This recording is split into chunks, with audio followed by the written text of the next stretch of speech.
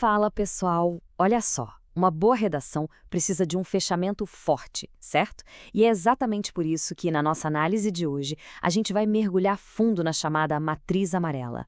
O nosso objetivo aqui é desmistificar o que realmente precisa estar no papel para garantir aquela nota máxima, transformando aquelas regras rígidas de correção num passo a passo visual super prático. A gente sabe que a conclusão costuma ser um momento de maior tensão na prova, né? Então, ter um sistema ágil na manga faz toda a diferença para organizar as ideias finais sem perder o rigor técnico. Bora lá! E para chegar lá, a gente tem um roteiro bem direto. Nós vamos passar pela estrutura da matriz, os 5 pilares fundamentais, entender a briga entre operação e forma, dar uma olhada em exemplos práticos, ver como o aprofundamento garante a nota máxima e, por fim, fechar com os conectivos. Vamos em frente! Começando com a estrutura da matriz amarela e como organizar essa conclusão. O primeiro passo para aplicar essa ferramenta é entender que ela não é só uma dica, ela é um mapa de verdade, desenhado justamente para guiar o parágrafo final. Esquece aquela ideia de terminar o texto de qualquer jeito. Esse modelo exige uma engenharia de fechamento bem estruturada. E quando a gente olha para a matriz, o legal é ver como ela quebra aquele monstro da conclusão em pedaços menores. O parágrafo final deixa de ser aquele bloco assustador de texto e vira a soma de 5 componentes lógicos. Quem está escrevendo só precisa preencher cada um desses espaços em branco para montar uma proposta de intervenção completa. Pensa nisso como um enorme quebra-cabeça, sabe? Onde cada peça que a gente coloca tem um peso garantido na pontuação final da banca. Seguindo para o nosso segundo ponto, os 5 pilares que constroem a intervenção. Preencher aqueles espaços exige entender a base que sustenta tudo. Cada pilar é literalmente uma viga de sustentação para toda aquela ideia que veio sendo defendida desde a introdução. É aqui que a gente entra na prática. O método usa perguntas super diretas, quase como um roteiro de investigação mesmo. Primeiro, o sujeito. Quem é que vai colocar a mão na massa? É o governo, a mídia, a escola? Segundo, a operação. O que vai ser feito na real? Terceiro, a forma. Através de qual meio isso vai acontecer? O quarto pilar é a intenção. Qual é o objetivo de toda essa movimentação? E, finalmente, o quinto é o aprofundamento, que é a hora de escolher um dos pontos anteriores e daquela detalhada. Seguir essa ordem exata é o que garante que a intervenção seja realista e aplicável. Agora, o ponto 3, operação versus forma e como esclarecer essa diferença. Esse é um detalhe absolutamente crucial. Observar a diferença entre o segundo e o terceiro pilar salva muitas redações, porque é exatamente aí que o pessoal costuma tropeçar, misturando duas coisas que têm que ser totalmente independentes. Olha só como funciona. O grande lance é que a operação foca na iniciativa, na ação pura. Já a forma dita o método exato para tirar essa iniciativa do papel. Imagina um tema tipo combate a notícias falsas. A operação seria, por exemplo, promover campanhas de conscientização. A forma? A forma seria por meio de cartilhas e palestras. Entende a diferença? Separar o projeto da ferramenta evita aquela confusão enorme e traz a clareza que o avaliador adora ver. Misturar o que com como é uma armadilha clássica que faz a nota despencar por pura confusão estrutural.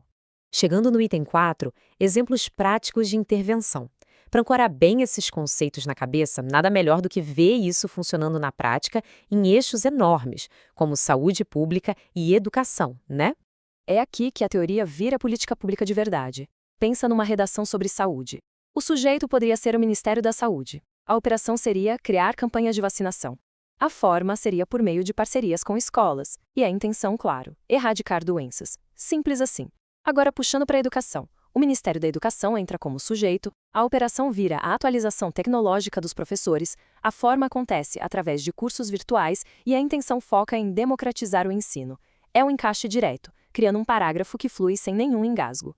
E agora chegamos no ponto 5, o nosso fator decisivo, aprofundamento e a nota máxima. A gente vai ver agora o mecanismo exato que separa uma conclusão mediana daquela que gabarita a competência. O segredo aqui não é escrever mais, fazer parágrafos gigantes, nada disso. A regra é selecionar apenas uma área para expandir. Para cumprir esse requisito, basta escolher quem, o que, como ou para quê e adicionar uma informação nova e relevante. Isso mostra para quem está corrigindo que existe um domínio real sobre a solução apresentada, focando em qualidade, não em quantidade, e provando que não é só uma fórmula rasa e decorada. Para colocar em perspectiva, as bancas avaliam cada elemento individualmente.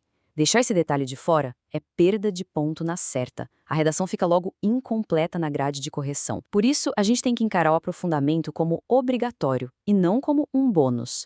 É literalmente o único caminho seguro para a nota máxima. É um checklist implacável. Se o aprofundamento não está lá, a nota 1000 também não vai estar, com toda certeza. Mas como a gente enriquece isso na prática? Com precisão. Se a escolha for aprofundar o sujeito, não adianta só jogar Ministério da Educação lá. A gente adiciona que ele é a instância máxima responsável pelas políticas de ensino. Se o foco for a operação, a gente detalha que a atualização vai ter foco no letramento digital e inteligência artificial. Escolheu a forma?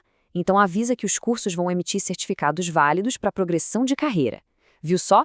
O texto ganha uma substância absurda, a política sugerida fica super crível e o melhor, sem ficar chato ou repetitivo. Quase no fim, vamos ao passo 6, conectivos e articulação. Com todas as partes da intervenção definidas e aprofundadas, o último grande desafio é amarrar esses blocos de ideias de um jeito que faça sentido. O negócio é que as frases não podem ficar soltas dentro do parágrafo. Elas precisam daqueles marcadores que dão o rumo do raciocínio. A gente tem ganchos específicos que são absolutamente cruciais para manter a coesão do início ao fim. Sem essas palavras, o texto vira uma lista de supermercado e não aquele argumento persuasivo de impacto que a gente quer construir.